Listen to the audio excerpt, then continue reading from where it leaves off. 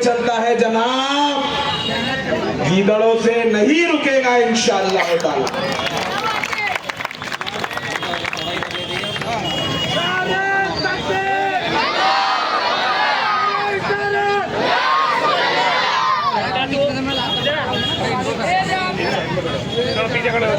Stage पर तशरीफ फरमा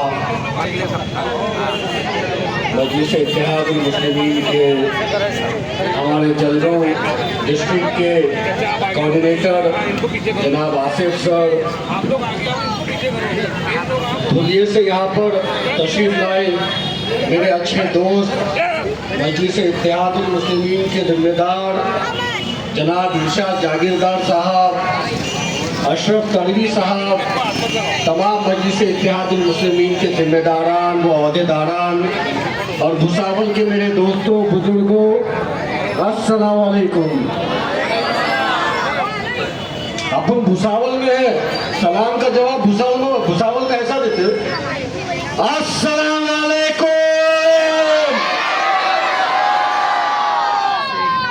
साहब मुस्लिमीन का एक मामूली सिपाही हूँ।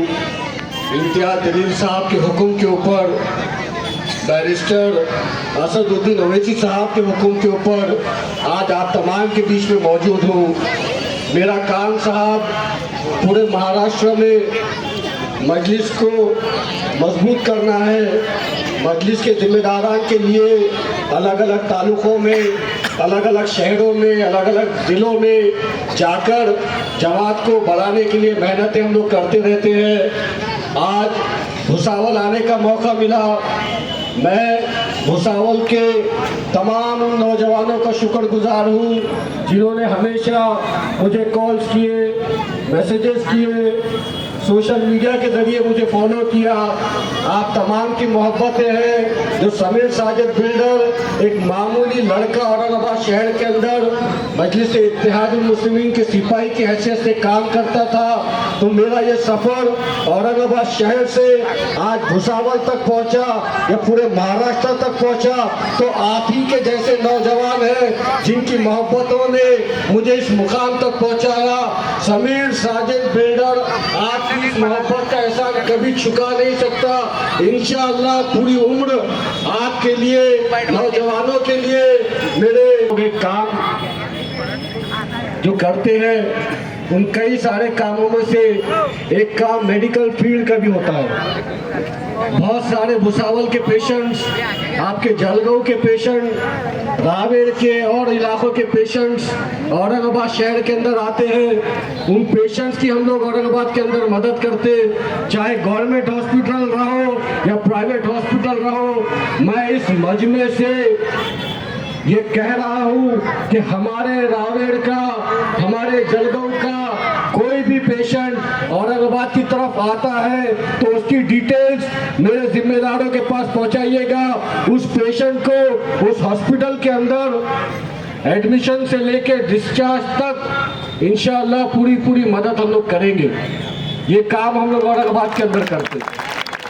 कई सारी गवर्नमेंट की फैसिलिटीज है साहब, कई सारी गवर्नमेंट की स्कीम्स है जिसके जरिए हम लोग पेशेंट्स की मदद करते हैं। कई सारे ऐसे हॉस्पिटल्स हैं, चाहे बजाज हो, हेडगेवार हो, धूत हो, एमजीएम हो, सिग्मा हो, इन बड़े बड़े हॉस्पिटल्स के अंदर भी एमजेपीजेवाई के तहत, पीएमजेवाई के तहत हम अपने पेशेंट्स का इलाज मुफ्त में करवा सकते हैं। ये बात याद रखिएगा और आइंदा कोई भी पेशेंट औरंगाबाद की तरफ आता है तो एक बार समीर साजिद बिल्डर को, उसकी टीम को आजमा कर देखिएगा। इंशाल्लाह आप याद रखेंगे कि आपके इस भाई ने इस तरीके से भी आपकी मदद किया। आज के लिए आया हूँ साहब,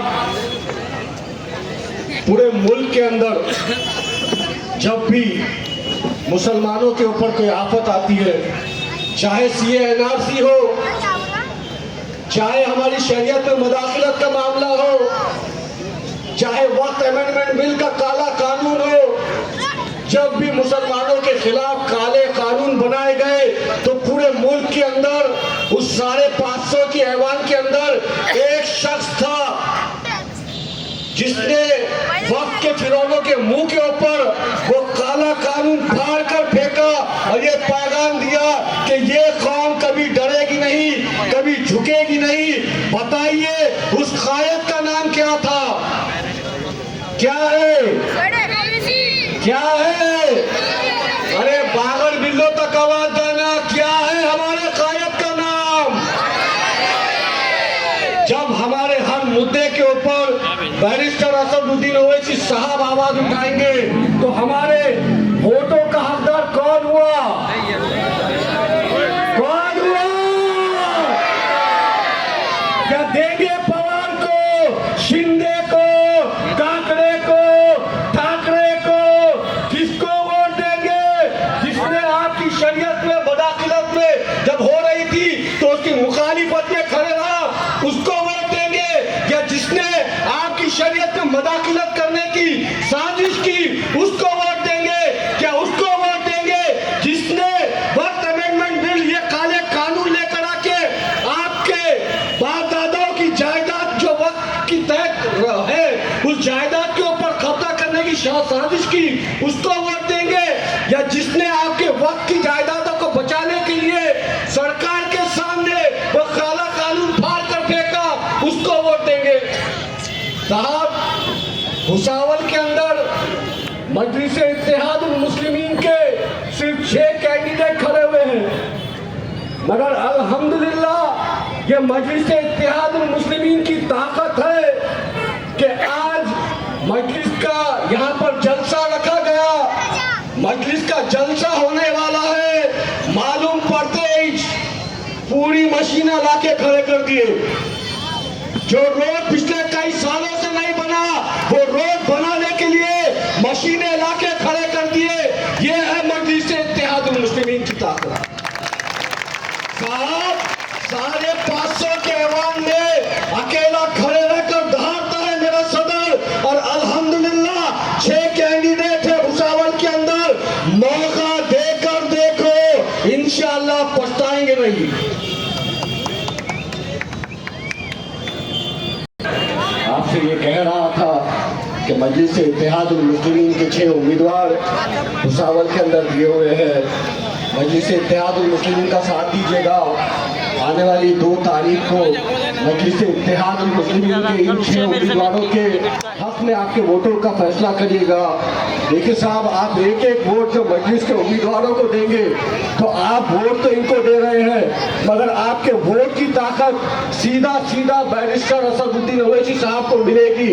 और आपके वोटों की ताकत से इंशाअल्लाह बैरिस्टर असदुद्दीन ओवैसी साहब जो हिम्मत से, जो ताकत से बोलते हैं, आपके वोटों के आप वोट मजलिस के हक में करेंगे तो इंशाअल्लाह और असद साहब को हिम्मत मिलेगी कि भुसावल के अंदर भी मेरे जिम्मेदार मौजूद है। देखिए साहब,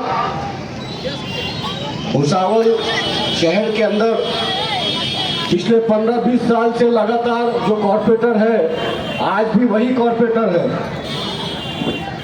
बाप की जागीर समझे हुए साहब कि हर साल हम ही चुन के आएंगे, हर 5 साल में हम ही चुन के आएंगे, किसी और को मौका नहीं दिया जाएगा। साहब, ऐसे ऐसे लोग कॉर्पोरेटर है आपके भुसावल में जिनको आपके नगर परिषद का एजेंडा बुक भी पढ़ना नहीं आएगा। अगर उसके हाथ में नगर परिषद का एजेंडा बुक देंगे तो पढ़ते नहीं आएगा साहब। और जब तक आपका वो कॉर्पोरेटर, आपका वो नुमाइंदा वो एजेंडा बुक नहीं पढ़ेगा, वो तालीम हासिल नहीं करेगा, वो जब तक नगर परिषद के लॉज नहीं समझेगा, वो आपकी क़यादत आपके वार्ड में, आपके शहर में नहीं कर सकता।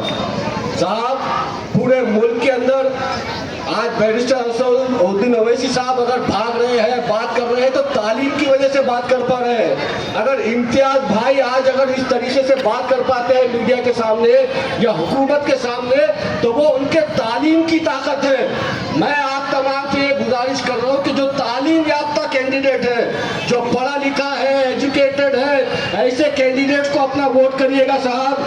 अंगूठा छाप को अगर आप वोट करेंगे ना तो आप भी अंगूठा छाप फैलाने वाले हैं। याद रखिए मेरी बात को, आपके वार्ड का कॉर्पोरेटर आप लोगों को रिप्रेजेंट करता। आवाम जितनी अच्छी होगी उसका लीडर भी वैसा ही होगा। आपसे गुजारिश है, पढ़े लिखे लोगों को मौका दीजिएगा साहब, जो 15-15, 20-20 साल से धन्ना सेठ बनकर बैठे हुए हैं, जो ये समझते हैं कि भुसावल शहर हमारे बाप की जागीर है, ऐसे लोगों को कुर्सी पे से उठाओ और यहाँ नीचे लाके बिठाओ और उनको उनकी हैसियत याद दिलाओ कि भुसावल शहर की आवाम अगर तुमको चुन कर दे सकती है तो तुमको कुर्सी पे से उतारने की ताकत भी रखती है।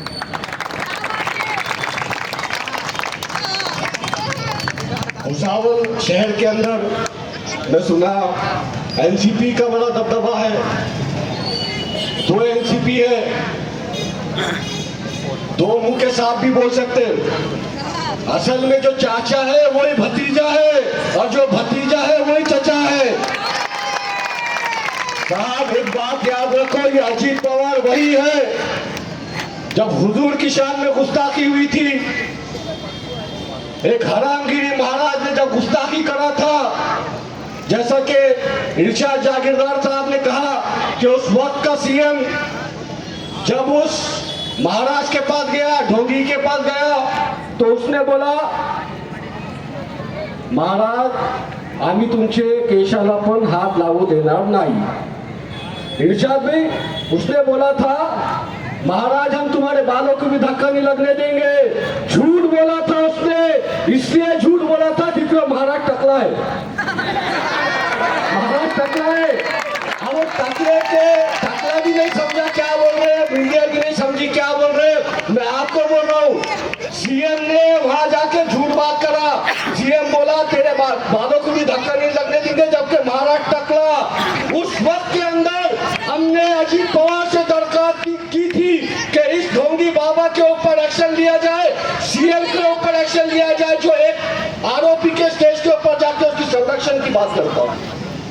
अजीत पवार ने एक लफ्ज नहीं बोला, शरद पवार ने एक लफ्ज नहीं बोला, पूरी हुकूमत चुप रही। पूरे महाराष्ट्र में एक मर्द मुजाहिद था, इम्तियाज जलील उसका नाम है, जो उसने गुस्ताख रसूल के खिलाफ रैली निकाला, औरंगाबाद से लेकर मुंबई तक गए और पूरे मुल्क को और पूरी दुनिया को यह पैगाम दिया गया कि मुसलमान हर चीज बर्दाश्त कर सकता है मगर रसूल अल्लाह सल्लल्लाहु अलैहि वसल्लम की शान में गुस्ताखी और बर्दाश्त नहीं। आप जवाब दीजिए मुझे, इस गुस्ताख रसूल का साथ देने वालों का क्या आप साथ देंगे? बताओ भुसावल की आवाम, क्या आप गुस्ताख रसूल का साथ देने वालों का साथ दोगे?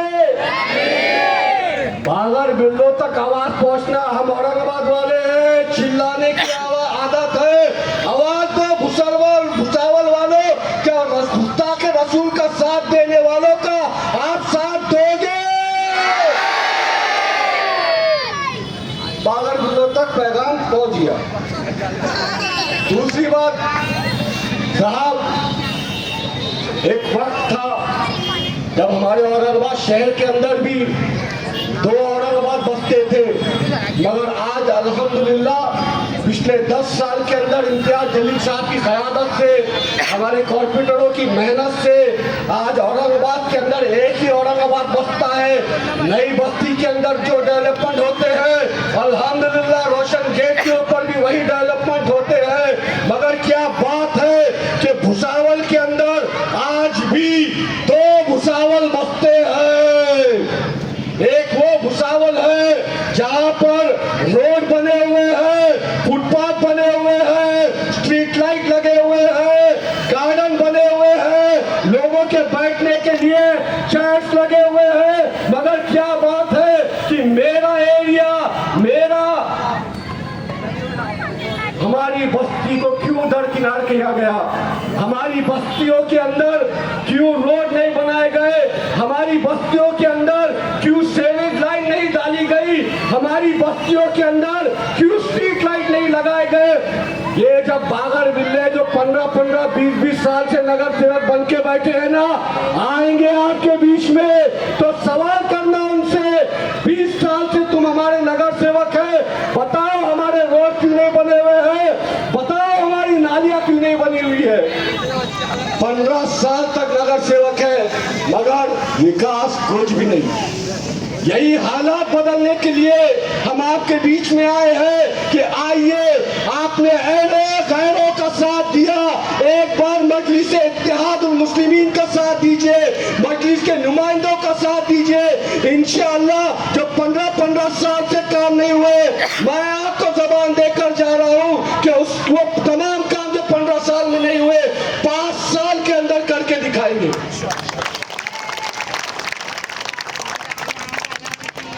साहब, मजलिस इत्तेहादुल मुस्लिमीन ने सिर्फ 6 उम्मीदवार उतारे, वो भी वहां उतारे जहां हम जीत सकते हैं।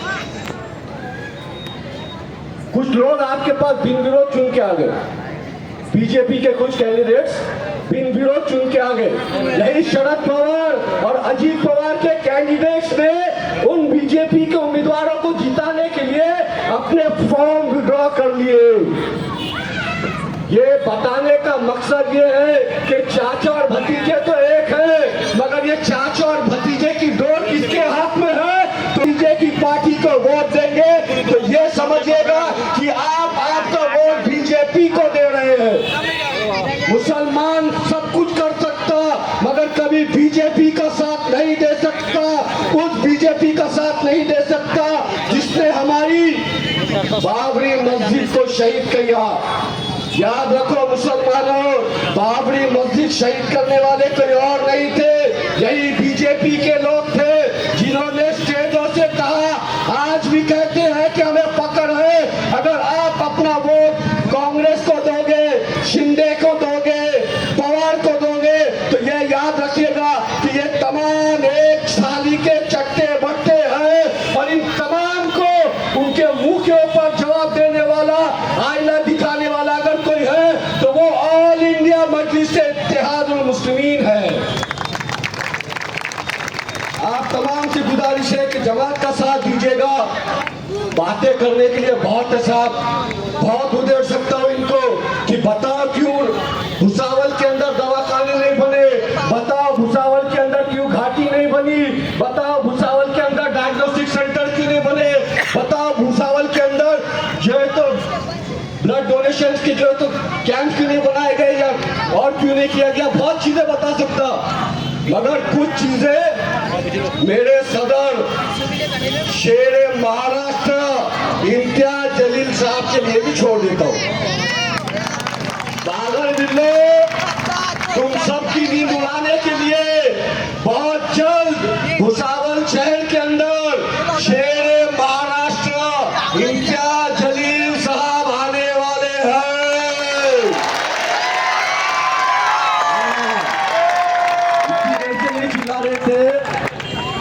इतनी देर से नहीं चिल्ला रहे थे, दूल्हे भाई का नाम लेते चिल्ला रहे। अच्छा, इम्तियाज भी बड़े दूल्हे भाई हैं, हम भी छोटे मोटे हैं। अब हमारे जाते पूरे बागर मिले निकलते बिलों में से मजलिस आई, कैसा आंदिए, ये तो ऐसे, ये तो वैसे।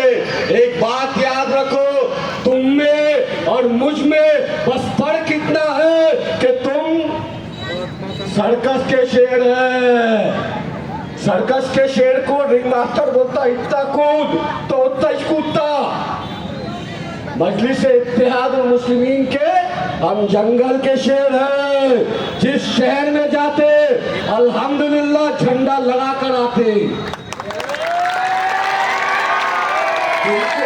तुमको पवार पप्पा से, गांधी जीजा से, शिंदे काका से परमिशन लेना पड़ती, कितनी बात करूं कितनी नहीं करूं। असद साहब बोलते मियां ठोक के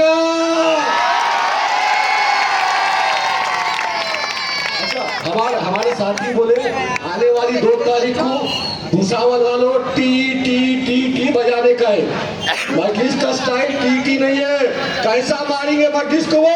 धप्पा धप धप्पा धप। कैसा मारेंगे? धप्पा धप धप्पा धप। मेरी आवाज आ रही, आपकी भी आना। कैसी मारेंगे?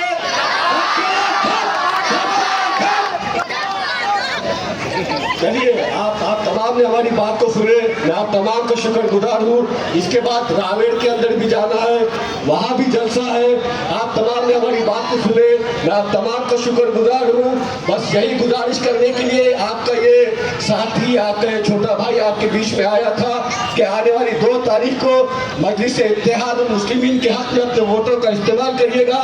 जज़ाकल्लाह, शुक्रिया बहुत बहुत।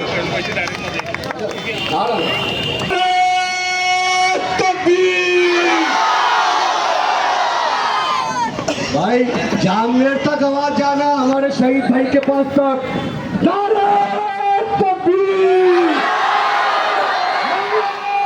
तकबीर। तेरा मेरा रिश्ता क्या, तेरा मेरा रिश्ता क्या। शुक्रिया बहुत।